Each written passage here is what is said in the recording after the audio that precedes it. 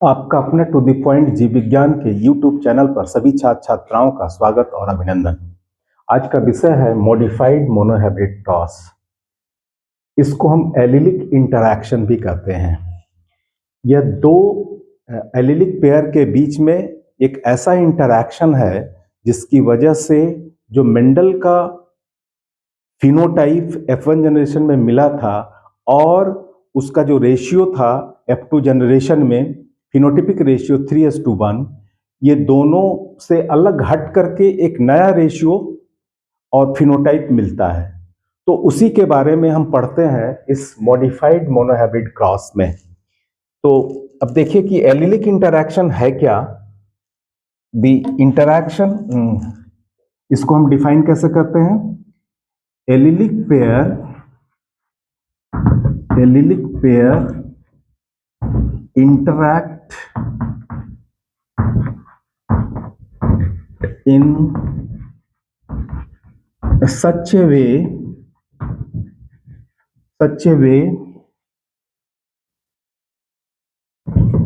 that monohybrid phenotype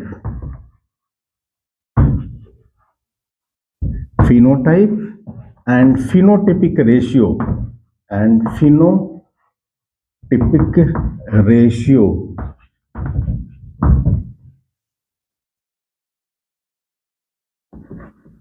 deviate from Mendelian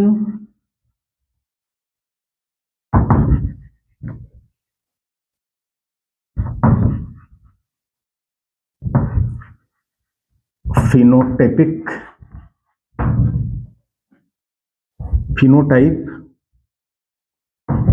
and phenotypic ratio।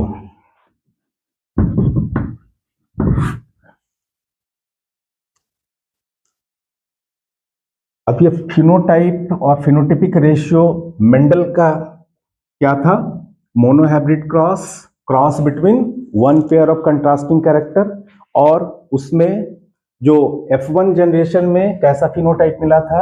F1 generation में कैसा था कि जो ऑफस्प्रिंग बना था वह ऑफस्प्रिंग अपने P1 के डोमिनेंट पेरेंट से रिजेंबल करता था, और दूसरा जब उसका सेल्फ क्रॉस किया गया तो उस सेल्फ क्रॉस के बाद जो रिजल्ट आया उसमें जो फिनोटिपिक रेशियो था वो क्या था, 3:1। F1 ऑफस्प्रिंग जो मिला वो क्या होगा, रिजेंबल्स विथ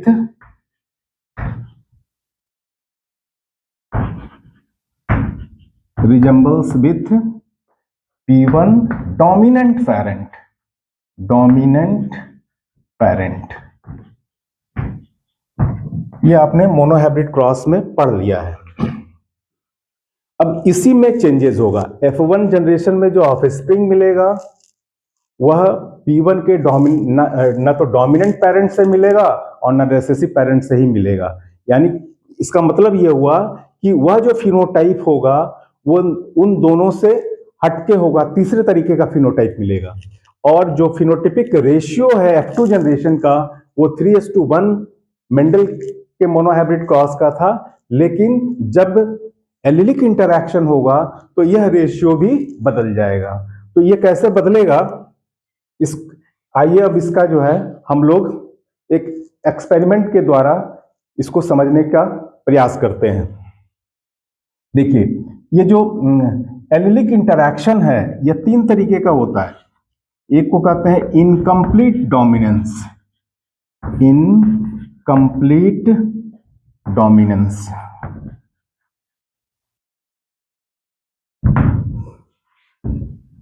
जो सेकंड है दैट इज कॉल्ड कोडोमिनेंस, इसको बोलते हैं कोडोमिनेंस।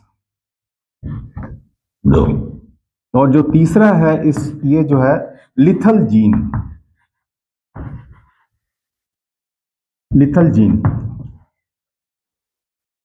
तो इनकम्प्लीट डोमिनेंस, कोडोमिनेंस और लिथल जीन, बारी बारी से अब हम लोग देखते हैं कि इनकम्प्लीट, सबसे पहले हम लोग डिस्कस करेंगे इनकम्प्लीट डोमिनेंस।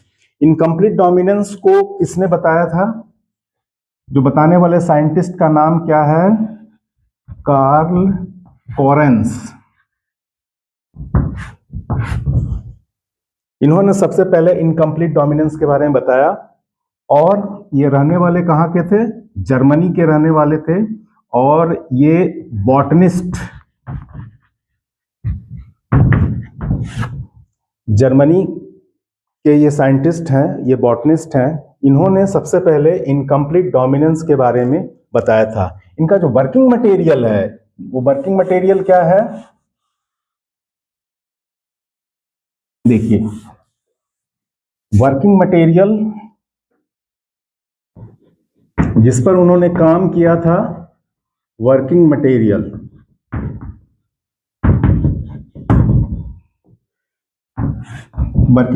क्या है इनका? 4 o'clock प्लांट, 4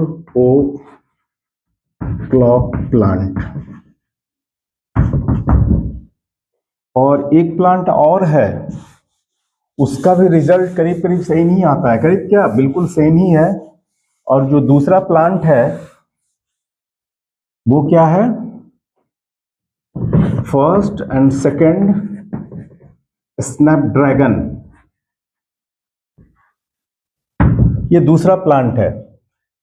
इसका साइंटिफिक नेम है मिराबिलिज जलापा, मिराबिलिज जलापा। और इसका जो साइंटिफिक नेम है, इसको कहते हैं एंटिरहिनम माजस, मिराबिलिज जलापा, एंटिरहिनम माजस। 4 o'clock प्लांट क्यों कहते हैं इसको? इसलिए कि इसका जो फ्लावर होता है लेट 4 PM के बाद से 8 PM के बीच में इसका फ्लावर खिलता है, इसलिए इसको कहते हैं 4 o'clock प्लांट। जब मिराबिलिज जलापा में दो कंट्रास्टिंग कैरेक्टर, फ्लावर का जो कलर है, फ्लावर कलर के दो कंट्रास्टिंग कैरेक्टर हैं, एक हो गया रेड और दूसरा हो गया व्हाइट। रेड और व्हाइट, ये दो कंट्रास्टिंग कैरेक्टर हैं। और इसमें जो दूसरा वाला प्लांट है जिसको कहते हैं स्नैपड्रैगन, इसमें भी रेड और व्हाइट फ्लावर पाए जाते हैं। राइट, रेड और व्हाइट। तो जो रेड है वो वाइल्ड टाइप है, वाइल्ड टाइप या नॉर्मल फ्लावर है, जबकि व्हाइट फ्लावर जो है ये क्या है? म्यूटेंट है। तो जो फ्लावर कलर है उसके दो कंट्रास्टिंग कैरेक्टर हैं, रेड और व्हाइट। रेड क्या है? डोमिनेंट है, और व्हाइट क्या है? रेसेसिव है। तो आइए इनका क्रॉस करते हैं और फिर कंपेयर करते हैं मेंडल के F1 जनरेशन में जो मोनोहाइब्रिड क्रॉस के बाद जो ऑफस्प्रिंग मिला था, वह जो ऑफस्प्रिंग था उसका जो फिनोटाइप था वो, और इसका जो F1 जनरेशन में फिनोटाइप मिलेगा, वो क्या दोनों सेम होंगे? तो सबसे पहले हम एक एग्जाम्पल, पहले यहां पर फ्लावर का ही एग्जाम्पल लेते हैं। मेंडल ने 7 पेयर कंट्रास्टिंग कैरेक्टर को रिकॉग्नाइज किया था, उसमें से एक कैरेक्टर फ्लावर का कलर भी था। तो देखिए, जो फ्लावर का कलर था मेंडल का, वो क्या था? पर्पल। और एक जो दूसरा फ्लावर था वो व्हाइट। ये फ्लावर कलर है। मेंडल ने जो 7 पेयर कंट्रास्टिंग कैरेक्टर लिए थे उसमें से एक कंट्रास्टिंग कैरेक्टर ये है, पर्पल कलर का फ्लावर और व्हाइट। इनके बीच में जब क्रॉस कराया गया तो जो मेंडल को F1 जनरेशन में जो ऑफस्प्रिंग मिला था वो क्या मिला था? ये F1 ऑफस्प्रिंग F1 जनरेशन का जो ऑफस्प्रिंग मिलेगा उसमें फ्लावर का कलर क्या होगा? पर्पल। क्यों होगा पर्पल? क्योंकि जो पर्पल था वो डोमिनेंट था और व्हाइट जो था रेसेसिव था। और अगर इसका सेल्फ क्रॉस किया गया तो सेल्फ क्रॉस करने के बाद मेंडल को क्या मिला? जो रेशियो मिला था वो क्या मिला था? 3:1। ये इसका फिनोटिपिक रेशियो था। और जीनोटिपिक रेशियो क्या था? 1:2:1। ये क्लियर भी है, मैंने पढ़ा दिया है मोनोहाइब्रिड क्रॉस में। अगर जिन्होंने आज ही देखना शुरू किया है मेरा वीडियो, वो कृपया मोनोहाइब्रिड क्रॉस को देख लेंगे। फिर भी मैंने यहाँ पर एक थोड़ा बहुत बता दिया है कि अगर प्योर पर्पल और व्हाइट फ्लावर वाले प्लांट्स के बीच में अगर क्रॉस कराया जाए तो F1 में जो ऑफस्प्रिंग मिलेगा उसका जो कलर होगा फ्लावर का पर्पल होगा, और ये जो प्लांट होगा हाइब्रिड होगा। ये प्लांट क्या होगा? हाइब्रिड होगा। इसका फिनोटिपिक रेशियो F2 जनरेशन में क्या होगा? 3:1, और जीनोटिपिक रेशियो 1:2:1। और अब इस फ्लावर कलर का हमने देख लिया क्रॉस करके। अब हम इसका कलर क्रॉस करते हैं रेड और व्हाइट के बीच में। तो फिनोटाइप क्या है? रेड। और इसका जीनोटाइप क्या होगा? RR। और व्हाइट फ्लावर के लिए हम जो ये इसका फिनोटाइप है व्हाइट, और इसका जीनोटाइप क्या हो गया? R हो गया। और जो हाइब्रिड होगा, हाइब्रिड को हम कैसे रिप्रेजेंट करते हैं? ये इसका हाइब्रिड है। तो ये हाइब्रिड फ्लावर है जिसका जीनोटाइप ये है। अभी हमने यहां पर बताया नहीं है कि इसका कलर क्या होगा, रेड होगा, व्हाइट होगा या पिंक होगा, क्या होगा। ये सिर्फ हाइब्रिड है, हाइब्रिड फिनोटाइप है। मेंडल के हिसाब से देखें तो पर्पल और व्हाइट के बीच में क्रॉस कराया था तो F1 ऑफस्प्रिंग में क्या मिला था? पर्पल फ्लावर मिला था। तो रेड और व्हाइट के बीच में कराएंगे तो हाइब्रिड जो ये बनेगा ये भी रेड ही होगा मेंडल के हिसाब से। लेकिन रिजल्ट कुछ इससे हटकर देखने को मिलता है, और इसके बारे में किसने बताया था? सबसे पहले नाम मैंने बता दिया, क्या था? Karl Correns.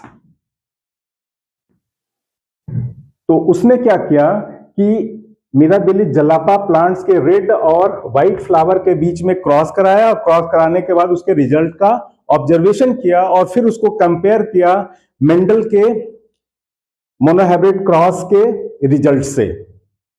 और आपको पता होगा कि कार्ल कॉरेंस जो है जर्मन का रहने वाला बॉटनिस्ट था। इन्होंने 1900 में मेंडल को रीडिस्कवर्ड किया था। One of the rediscoverer of Mendel, Carl Correns. इसके साथ और भी थे दो साइंटिस्ट, ह्यूगो डे व्रिज भी था, और एक और था टेस्टेलमार्क, जो वियना का ही था, और एक हॉलैंड का था, और ये जर्मन के थे।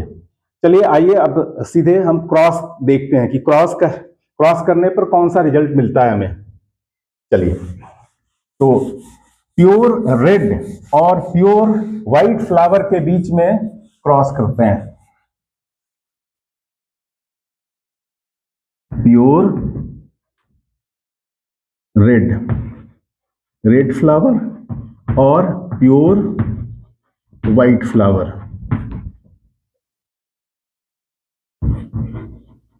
फ्लावर, देखिए ये इसका फिनोटाइप है रेड, और यहां पर व्हाइट। इसके बीच में अगर क्रॉस होगा तो क्या बनेगा? पहले तो ये गैमेट बनाएंगे, गैमेट। ये भी क्या बनाएगा? गैमेट बनाएगा। और ये दोनों गैमेट फ्यूज करने के बाद ये F1 ऑफस्प्रिंग बनेगा, F1 ऑफस्प्रिंग। तो ये तो इसका फिनोटाइप होगा। जीनोटाइपिक रिप्रेजेंटेशन कैसे होगा? रेड के लिए हम जीनोटाइप क्या लिखते हैं? RR। ये प्योर रेड हो गया। और इसका जो फिनोटाइप होगा व्हाइट फ्लावर का जो जीनोटाइप होगा वो क्या उसके लिए हम क्या लिखते हैं? Small r। तो ये दोनों, ये रेड फ्लावर का जीनोटाइप है और ये व्हाइट फ्लावर का जीनोटाइप है, दोनों ही प्योर है। और ये क्या है? पहला जनरेशन का ये पेरेंट्स है, P1। अब जब हम इसका क्रॉस करते हैं तो आपको पता है कि ये रिडक्शन डिवीजन में जाएगा, रिडक्शन डिवीजन, गैमेट बनेगा। तो ये जो गैमेट बनेगा ये होमोजाइगस है, इसलिए एक ही तरीके का गैमेट बनाएगा। ये भी होमोजाइगस है, इसलिए ये भी एक ही तरीके का गैमेट बनाएगा। और जब दोनों गैमेट फ्यूज होगा तब F1 ऑफस्प्रिंग मिलेगा। ये F1 ऑफस्प्रिंग मिल गया, ये बन गया आपका P1 और ये हो गया G1। ये इसका फिनोटिपिक रिप्रेजेंटेशन है और ये इसका जीनोटिपिक रिप्रेजेंटेशन है।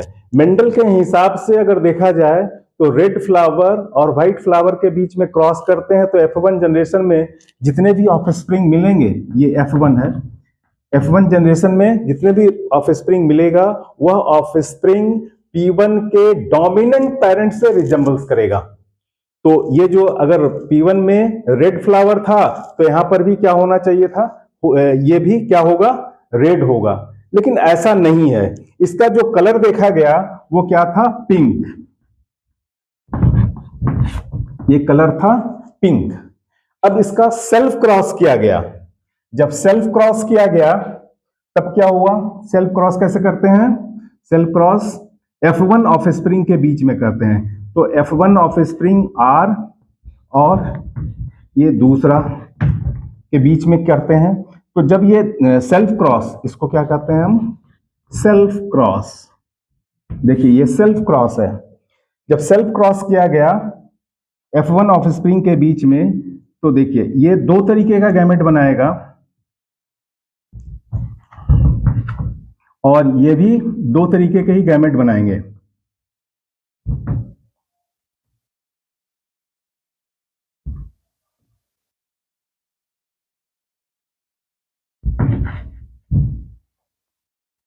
सॉरी,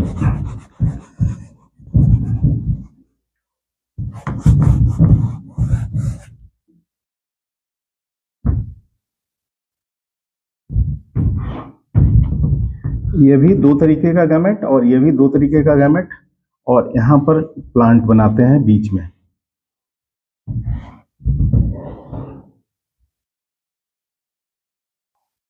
या फिर सॉरी, ये स्पेस थोड़ा कम है, अब हम इसको यहीं पर बनाते हैं। इसको याद रखिएगा, रेड और self cross, self cross, self cross कर रहे हैं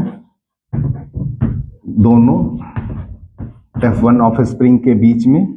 ये जो गैमेट बना रहा है ये दो तरीके, हेटेरोजाइगस कंडीशन में है, इसलिए ये जब भी बनाएगा तो दो तरीके का गैमेट बनेगा इससे, ये और ये भी दो तरीके का ही गैमेट बनाएगा। ये भी हेटेरोजाइगस है, कैपिटल R स्मॉल r। अब इसको चेकर बोर्ड्स पर हम बनाते हैं। देखिए इस चेकर बोर्ड पर अगर ये गैमेट इस गैमेट से फ्यूज करेगा तो ये जीनोटाइप होगा प्लांट का।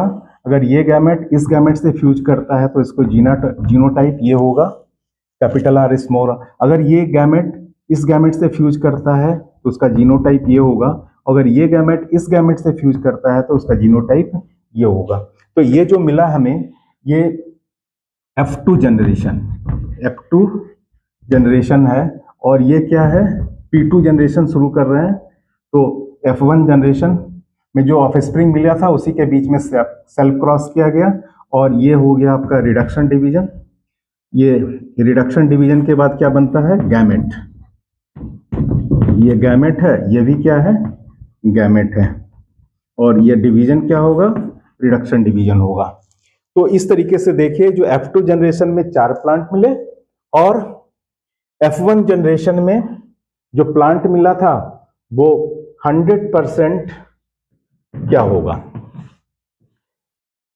इसके केस में जो हमने 4 o'clock प्लांट के रेड और व्हाइट फ्लावर के बीच में जब क्रॉस कराया तो F1 जनरेशन में जो प्लांट मिला था वो 100% क्या होगा, पिंक होगा। मेंडल के हिसाब से इसको रेड होना चाहिए था, क्योंकि यहां पर देखिए पर्पल और व्हाइट फ्लावर के बीच में हमने क्रॉस कराया था।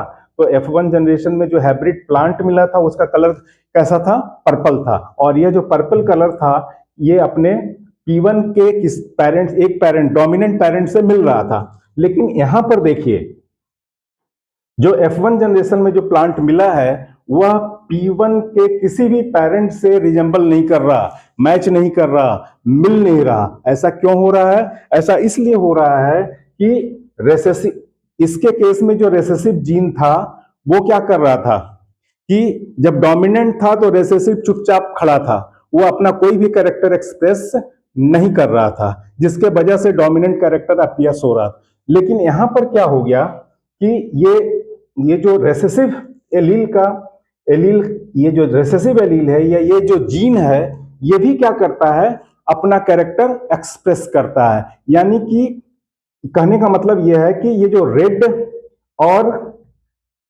ये जो हेट्रोजाइगस कंडीशन है, इस हेट्रोजाइगस कंडीशन में जो व्हाइट कलर का जो जीन है स्मॉल आर और जो रेड कलर का जीन है कैपिटल आर, दोनों के बीच में इंटरैक्शन होगा और इंटरैक्शन होने के बाद एक इंटरमीडिएट या थर्ड टाइप को तीसरे तरीके का एक फिनोटाइप बनेगा। और यहां पर जो फिनोटाइप बन रहा है उसका कलर क्या है, पिंक। यानी कि यहां पर जो 100% इसको रेड होना चाहिए था, ये क्या है 100% कैसा हो गया, पिंक कलर का हो गया। तो मेंडल के मोनोहाइब्रिड क्रॉस का F1 जनरेशन में जो प्लांट्स मिलते थे वो सभी के सभी क्या थे, डोमिनेंट थे, हाइब्रिड थे और वह P1 के डोमिनेंट पेरेंट से रिजेंबल करता था। लेकिन ये सारी चीजें यहां पर क्या है, अलग है।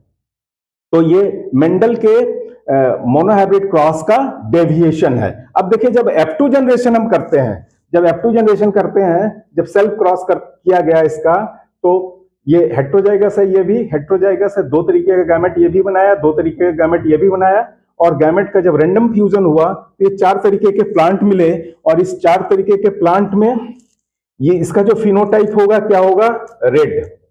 इसका होगा रेड, इसका क्या होगा फिनोटाइप, ये होगा व्हाइट। और जो इसका फिनोटाइप होगा ये कैसा होगा, पिंक। देखिए जब ये हाइब्रिड कंडीशन था F1 जनरेशन में तो कैपिटल आर स्मॉल आर, ये जो हाइब्रिड प्लांट था इसका जो फिनोटाइप कैसा था, पिंक। तो यहां भी हाइब्रिड प्लांट है तो इसका फिनोटाइप कैसा होगा, पिंक। लेकिन मेंडल के हिसाब से ये जो फिनोटाइप होना चाहिए था कैसा होना चाहिए था, रेड होना चाहिए था। या अगर पर्पल और व्हाइट फ्लावर के बीच में क्रॉस करा रहे हैं और F2 जनरेशन अगर निकाल रहे हैं तो वहां पर पर्पल और व्हाइट के बीच में होगा तो ये जो फिनोटाइप होगा कैसा होगा, पर्पल होगा, क्योंकि डोमिनेंट कैरेक्टर एक्सप्रेस करता है इसमें। और यहां पर भी ये क्या होगा, पर्पल होगा और ये क्या होगा, व्हाइट होगा। लेकिन इसके केस में जो फिनोटाइप है वो 3 तरीके का फिनोटाइप मिल रहा है। वहां 2 ही तरीके के फिनोटाइप मिलते थे। एक अगर टॉल और ड्वार्फ के बीच में करते थे तो F2 जनरेशन में टॉल मिलता था और ड्वार्फ प्लांट मिलता था। अगर पर्पल और व्हाइट फ्लावर के बीच में क्रॉस करवा रहे थे तो पर्पल फ्लावर और व्हाइट फ्लावर मिलता था F2 जनरेशन में।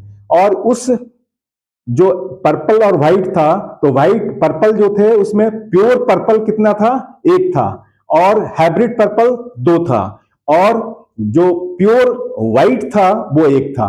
वो जब पर्पल और व्हाइट के बीच में मेंडल ने क्रॉस कराया। लेकिन यहां पर जब क्रॉस हुआ तो उसका रिजल्ट बिल्कुल अलग हो गया। क्या हो गया, रेड, व्हाइट और इसके साथ साथ क्या मिल गया, पिंक मिल गया। यानी कि 3 तरीके का फिनोटाइप यहां पर मिला और वहां 2 ही तरीके का फिनोटाइप मिल रहा था।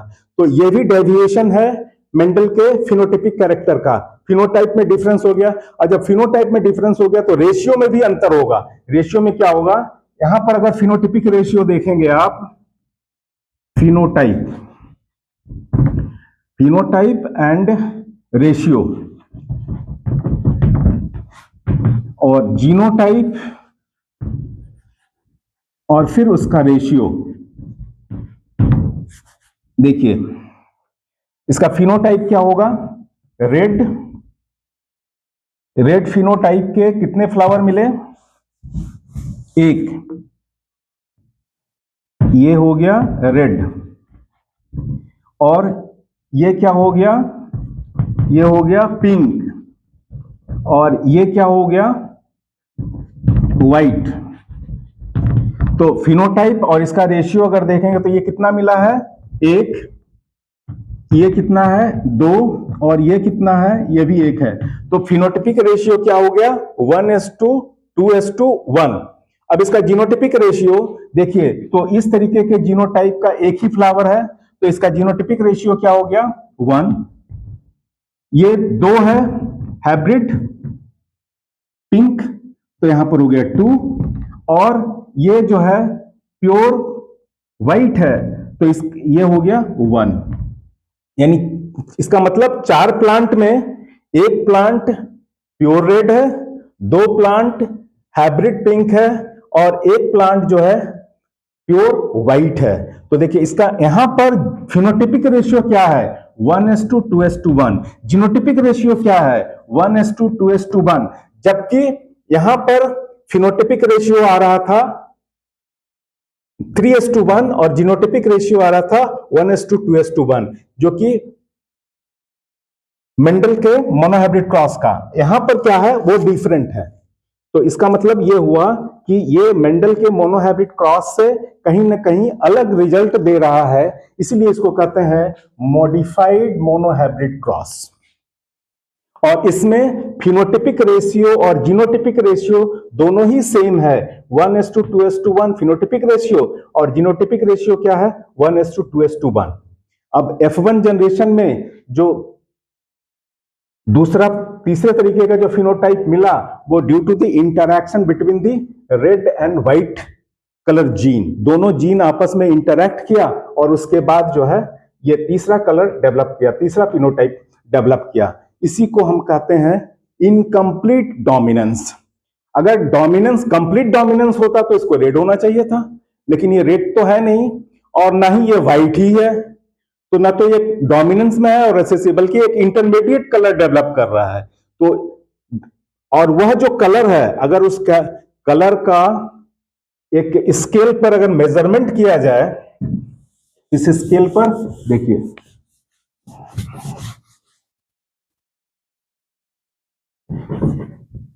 कोलोरीमेट्रिक स्केल, मेट्रिक स्केल, इसको हम बनाते हैं कैलोरीमीटर, जिसमें कलर्स को हम कंपेयर करते हैं, कैलोरीमीटर कहते हैं उसको। और ये कैलोरीमेट्रिक स्केल है, ये जो एक स्केल है इसमें एक एक्सट्रीम पर रेड है और दूसरे एक्सट्रीम पर व्हाइट है, और जो बीच में ये बीच वाला रीजन है, इसको यहां पर जो कलर आ रहा था वो पिंक, लेकिन ये प्योर बीच में नहीं है, ये थोड़ा सा, ये जो पिंक कलर है इसकी जो इंटेंसिटी है वह व्हाइट से ना मैच करके किसके मैच कर रहा है, आर की तरफ, यानी रेड की तरफ मैच कर रहा है। तो इंटेंसिटी जब मैच कर रहा है तो इसका मतलब क्या हुआ कि जो इंटरमीडिएट कलर डेवलप हुआ उस कलर का जो इंक्लाइन था, झुकाव था, ज्यादा किसके तरफ था, रेड की तरफ था।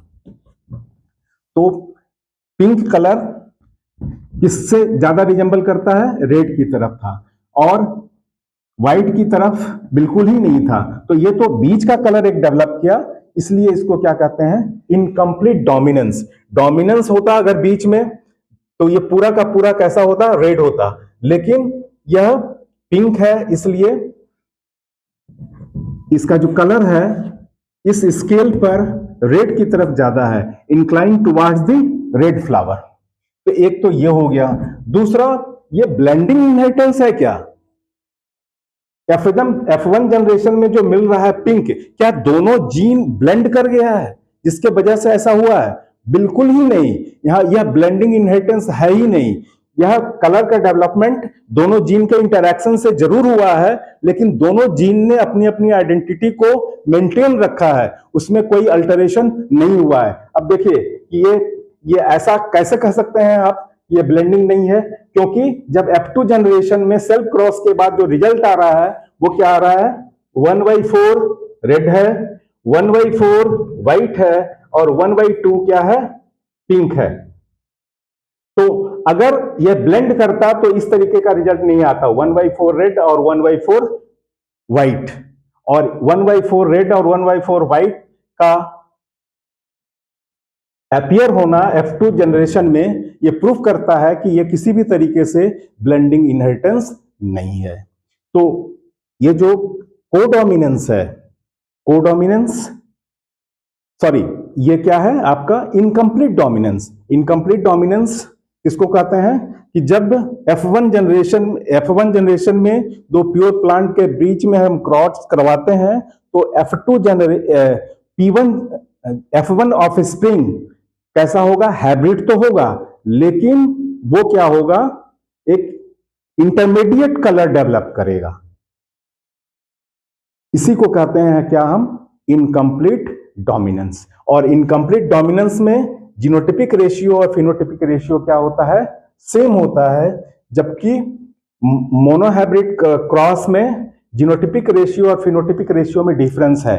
जीनोटिपिक रेशियो वहां पर 1:2:1 होता है और फिनोटिपिक रेशियो क्या होता है, 3:1 होता है। एक डिफरेंस और क्या है कि F1 जनरेशन में जो ऑफस्प्रिंग होता है वो P1 के किसी न किसी पेरेंट से मिलता है। इसके केस में क्या है, यह किसी भी पेरेंट से नहीं मिल रहा है F1 जनरेशन का, ये पिंक कलर है, यानी कि एक तीसरा इंटरमीडिएट कलर डेवलप कर रहा है। तो इस तरीके से यह है आपका इनकम्प्लीट डोमिनेंस। तो इस वीडियो में इतना ही। अगर यह वीडियो पसंद आया हो तो इसको लाइक कीजिए, सब्सक्राइब कीजिए और शेयर कीजिए। Thank you very much.